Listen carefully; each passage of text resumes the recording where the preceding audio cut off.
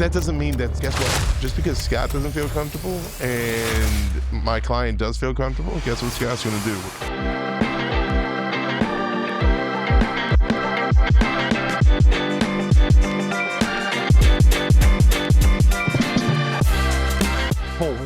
I look like a wand right now. With that hat that I.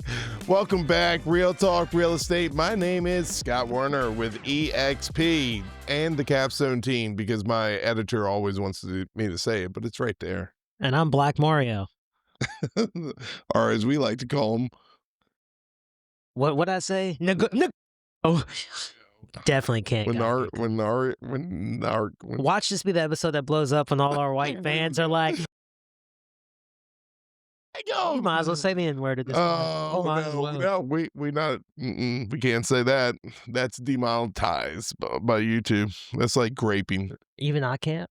I think you can. Okay, good, cool. So, like I said, welcome back to the pod, Real Talk Real Estate. My name is Scott Werner, the Capstone team, brokered by EXP.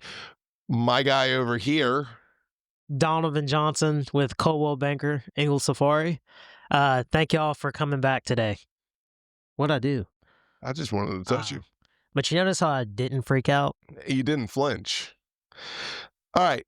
Today, we are talking about contingencies, deal savers, deals killers. Donovan and I were actually talking about these contingencies, what we see on a normal, regular basis as real estate agents. Some of these are really plug and play already into our agreement that we're writing up, but that's what we're going to talk about today. Contingency is basically a condition that you must go through to get the sale done. I mean, I think the biggest one in my head right now is inspections. Of course. Inspections, waivers, and everything else. So why don't you explain a little bit more? So in plain English, and contingency is saying that if this happens, then the next thing can happen. Yeah. Contingency meaning it's like a pause. Like, yeah. I want this deal, but we need the inspection to pass, or we may need our house to sell first.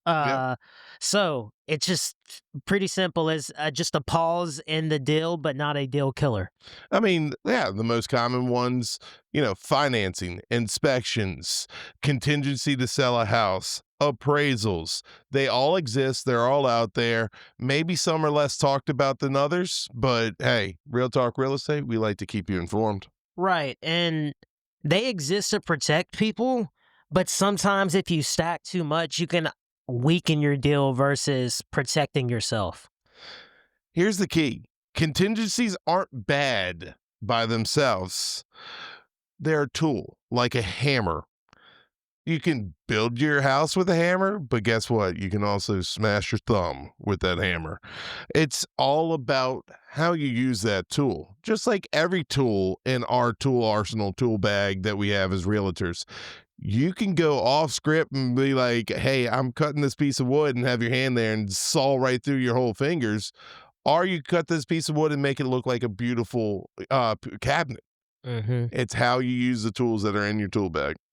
Absolutely. And I think my biggest thing with the contingencies is that if there's a lot of people in the running, there's a lot of fish in the pond of the house, you can say, Yep. then more contingencies could make you look like a McDonald's salad, just, it's okay, but it's not. But Yeah, if you're going to McDonald's, I don't want no salad. It's like going up and being like, can you hug me? Like, I really need a hug. Can I win a argument because I don't get those at home?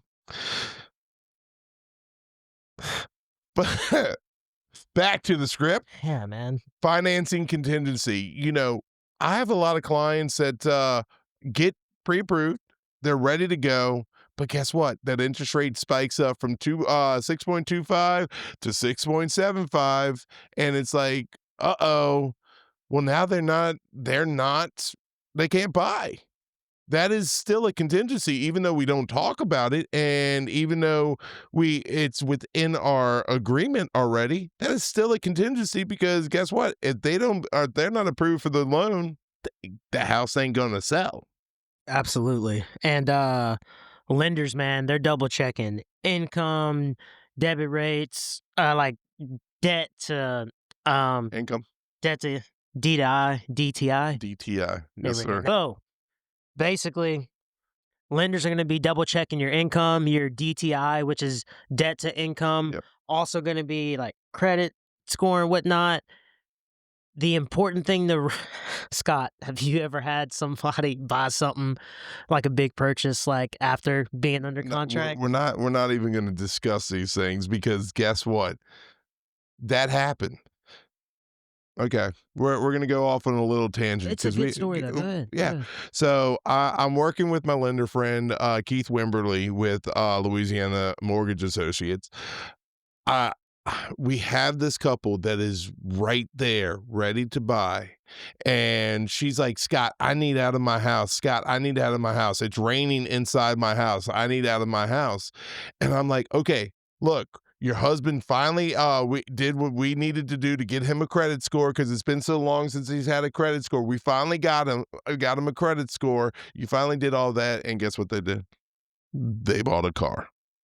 But I mean, that can't be that bad, huh? They had the Oh, money for it. It's not oh, like yeah, they had the money for it, but it also raised their monthly bill on a car note from like $400 to $800. These people are paying 19% interest rate on a 2001 car. And now the wife is like, "Scott, I hated my husband to do it." I said, "You co-signed on it. You hated your husband doing it. You shouldn't have co-signed on it." But the thing is, something like that simple can wreck a whole deal. and another thing, just another contingency would be like inspection. Yep. So imagine if, well, first of all, most deals have inspections. I work with investors a good bit, and sometimes they'll waive inspections or do their own inspection and not get an official inspector out there Mhm. because they know what they're looking at. But the inspection protects you because imagine if you, most buyers aren't going to get up there and walk a roof if you're not an like investor. Yeah. But you get up there and walk the roof, and out of nowhere, the guy's like, "Hey, bro, this whole roof, whether it's a side or the whole thing, roofs can be expensive. Like easy 10K repair. Easy. If it's in the inspection period, you can go back to them and say, "Hey, give me a $10,000 credit. Drop the price $10,000." Like there's multiple ways to negotiate the inspection before you walk. Yeah, I mean, smart agents use negotiations, inspection negotiations as a tactic to lower the price. You know what I say sometimes to my clientele? I'm like, look, if we're going back and forth on the price, let's give them their little higher price if it's within reason, and say, look, we might be able to get some back during inspections because we rose to their price. It makes us more vested into the house, and they might give us a little bit more during inspections. But guess what? It's a tool to use. It's not just an escape hatch for inspections. Appraisal contingency. Once again, we just talked about this just a few days ago. The appraisal is something that is needed by lenders. You are going to get it on an all cash house. Is it going to be done? No. But guess what? If you decide to buy a $300,000 house and the appraisal comes in and says it's 290, guess who's putting that extra 10,000 in? You. I mean, it helps you, but that's once again just another contingency that we have ready to go. Absolutely, and like contingencies are optional. Got to remember that. Yes. You can waive whatever you want, but I'm really big on protecting my client all the way through because legally in that contract, if you read it, once you violate it, they can sue for 10% or the performance of the Yep. contract. So, depending on how big the deal is, it may be worth them threatening to go to court. Yep. We had somebody try and back out the week of closing and got with our real estate lawyer and sent them a very nice letter. Um, And sometimes you can do that. Send them the nice letter, a little bit threatening Oh, it because it's wasn't got nice at no, all. It was oh, very, oh, very, it was very like, then never mind. we will, we You will. went straight for the You know, jugular. yeah, Suits vibe. I was acting like Mike off of Ooh. Suits. I like it. It was good, yeah, bro. That's awesome. I mean, the thing is, you also have one last contingency or one more contingency that we're at least going to That talk about we today. see the most often right now outside of Hit the it. inspection and Hit it. appraisal. Sell of home first. Yes. So I actually have a house that I put on the market 2 days later, got a pretty close to full price offer, but it was a contingent offer. Now the house is sitting there active under contract because you can give them you usually give them about 90 days. I told my clients, look, let's put a little more time pressure on them. Let's give them 60 days. Let's make them sell their house. And what I don't like, and I don't know if it's agents around here or if it's clientele, when agents or clientele see active under contract, they get a little scared. I wish that they wouldn't because now my house has been sitting active under contract for about 40 days. And I'm like trying to get this thing moved. So, story. Got this house active under contract 2 days from when I put it on the market. I keep on the phone with that agent, keep pushing, saying, "Hey, hey, hey, where we at? Where we at? Where we at?" The agent finally called me and said, "Scott, good news. I got that other person under contract." And I was like, "Why is there a little hesitation in your voice?" She's like, "You heard that?" I was like, "Yeah, their house is active under contract because the buyer for their house has to sell their house." Three team trade, man. It's just a situation that I don't like because now once again, my seller's house is just sitting there. I just did an open house with a good friend of mine the other last weekend. 0 people showed up.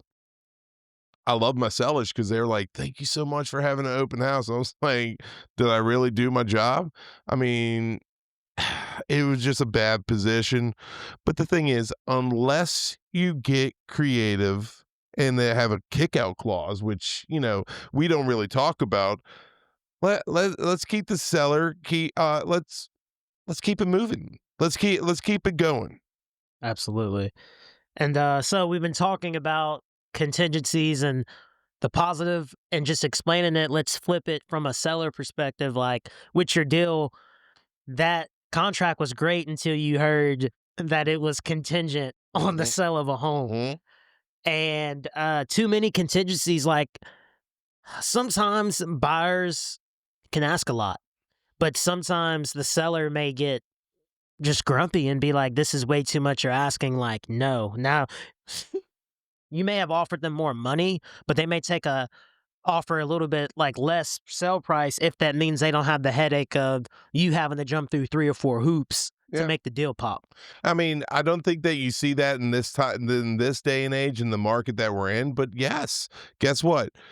We are talking about all markets, and I hope to be one day back into a market that agents are just so busy, like it's like, that's you're breathing through a straw. Let's go ahead and get back to that market, and that's sometimes that happens when you have contingencies. The seller might take a little bit lower, so you don't have those contingencies to worry about.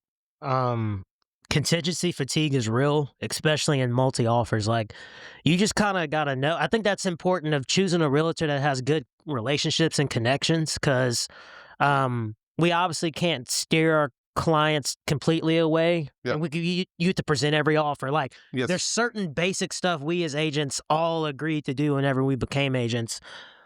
But figuring it out, if your agent knows people and whatnot, that could also help with like them just getting in. I mean, the other thing is some buyers misuse contingencies, truthfully. I mean, inspections drag out.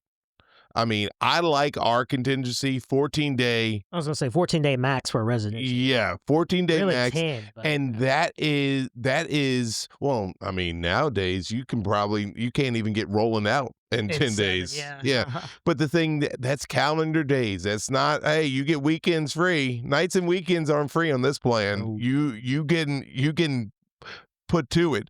But sometimes, like, they just nitpick over door handles and light bulbs. It's like, at what point in time, guys, let's facilitate this sale.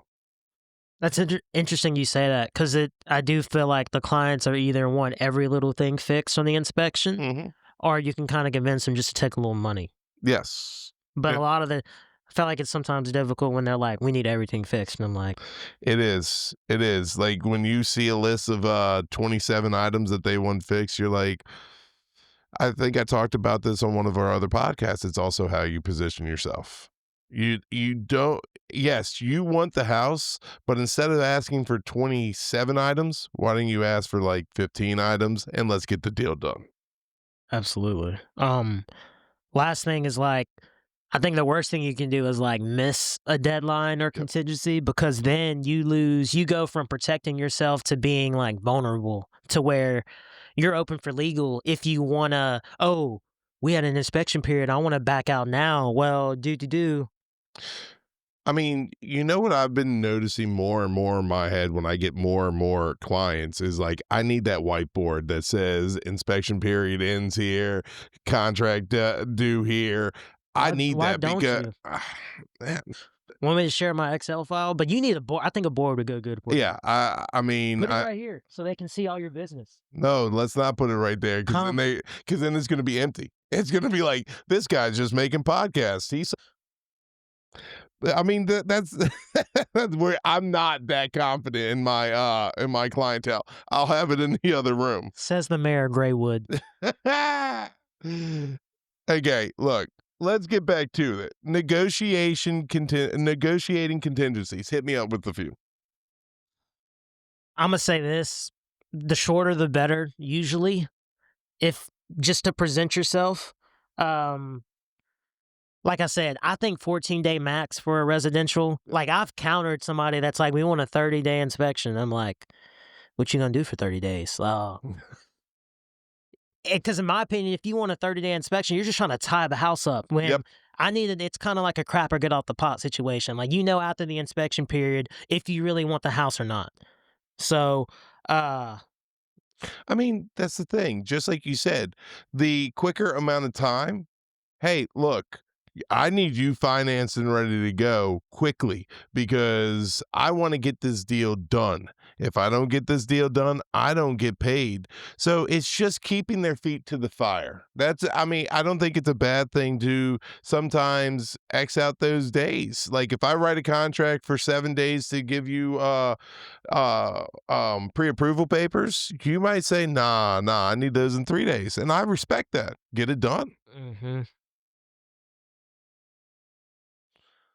And, what about the financing contingencies? Get that green light. Hey, always looks better if you can get it done and quicker. I mean, how many offers have you had with a pre-approval already there? Those do make me feel way better versus It's having to, strong. like, especially if they fill out the disclosures too with the offer, that's when I'm like, "Oh, Ooh, yeah, they ready. They yeah, ready. We yeah. got big fish on the Oh, line. yeah. We Oh, yeah. Ring, brace up, ring, ring, ring." Yeah. brace up, get that pole ready to go, reel in that big fish. Oh, yeah. I mean, if your buyer is solid, consider waiving contingencies. It can be done. Is it scary? We talked about this as well. I mean, waiving inspection contingency, I don't think I feel comfortable doing, but that doesn't mean guess what? Just because Scott doesn't feel comfortable and my client does feel comfortable, guess what Scott's going to do? What the client says. So, I mean, sometimes you just need to waive contingencies. Sometimes you push the contingencies, keep the earnest money. Hey, we're committed. We're ready to get this transaction done because we're ready to get into this house. Right, and same thing with the sellers, like, you're probably ready to sell your home, so Yeah. and, like, here's the thing, buyers want the best deal, so usually lowest price, max value. Sellers want the highest price so they can walk away with more and enjoy retirement or whatever is going on. So, sellers, it may be worth just taking the small ego hit Yep. and take a little less money for way less Tylenol you're gonna have to take. No, 100%. The thing is, the best deal about the contract is getting it towards the end, getting to the closing table, signing it off. Quick story. I had a deal, Had a deer. I had a deer. Shoot, tell me I live in Lake Charles without telling me I live in Lake Charles, You're son. in good old Thornwell when you saw I that had a deer. deer. I had a deer. I had a deal flagged every tiny little issue on the inspection report. I mean, every bulb, every nick in the sheetrock, everything. The seller said, forget it. I'm done. I'm out. I'm not dealing with y'all. And then they tried to come back on the inspection report and be like, I'm sorry. I'm sorry. Well, then guess what? The seller knew that they had them. So they're like, I'm giving you nothing. Oof. I'm giving, and guess what? The buyer was like, yes, I'm sorry. Oh, no. But when you play stupid games, guess what you're gonna get? Stupid prizes. Yeah. And mine is during the inspection period once, we had a very major foundation issue come up. And I'm just glad that we actually had we had the inspection, then we had another person come out. So I'm glad that I wound up, they almost just said, we really want the house, forget it. Wound up getting the foundation guy out, and it saved them. The quote was over $25K to fix the foundation. And I called the agent, the listing agent, and she laughed when I said it. So the deal closed. The deal did not close, but I felt really good that I was able to like prevent my buyers from just a big hole. You know, I don't care what position you're in. You don't want to spend 25 extra K after you've already bought a house and done everything for something that needs to be fixed on the front end. All right, agents, pro tip for you here.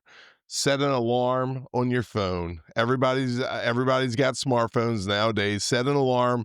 Hey, look, when I try to wake up for something important, I might set like 4 alarms before I need to wake up because I might hit that snooze button. But set an alarm. Know when those dates are so you can be in front of your client instead of behind. And a lot of the times, like if it's a husband and wife per se, one of them is probably a little bit more in communication with you. Yep. I've been in a group text with everybody involved with the deal on the buyers and seller side, but a lot of times, like I said, it's just kind of a one person point of contact, and they're kind of talking with the spouse with you. Over communicate, be very clear. For instance, whenever I get an offer in on my listing, I have like a basic PDF a template that I send the seller being like, hey, this is the offer price, this is contingency, this is what they want, closing costs, and I break down everything. It's obviously not to the dollar, but I'm pretty good at getting it close to where I'm like, hey, this is what you're gonna probably net if you accept this deal now. More information is better than less information. I love that's awesome. That's an awesome story of what you do because guess what? That's why people choose you because you are communicating. Even if sometimes it's over communication, I think they would be like, man, my agent just texts me all the time. But I think that they might joke about that, but they would rather that than be like, where is my agent that I'm paying for? Just remember, guys, contingencies are tools. They're not good. They're not bad by themselves. And for buyers, it could be your safety net. And for sellers, it's almost like your risk tolerance. For agents, they're a weapon. But guess what? Use it properly and get the transaction done. So, guys, thank you for another episode of Hanging Out with us. I'm Donovan Johnson with Coldwell Banker. I'm Scott Warner, EXP, the Capstone team. Hey, like, share, heart, thumbs up. Let's go, guys. We'll see you next time. If you're feeling frisky, why not just comment or even post a video to us about your funny contingency stories? Could do that. I got an OnlyFans story I could tell, but not on camera. We'll keep that for quiet. Actually, I do want to hear it, so we're going to shut this one down. All love at the bottom. Game point.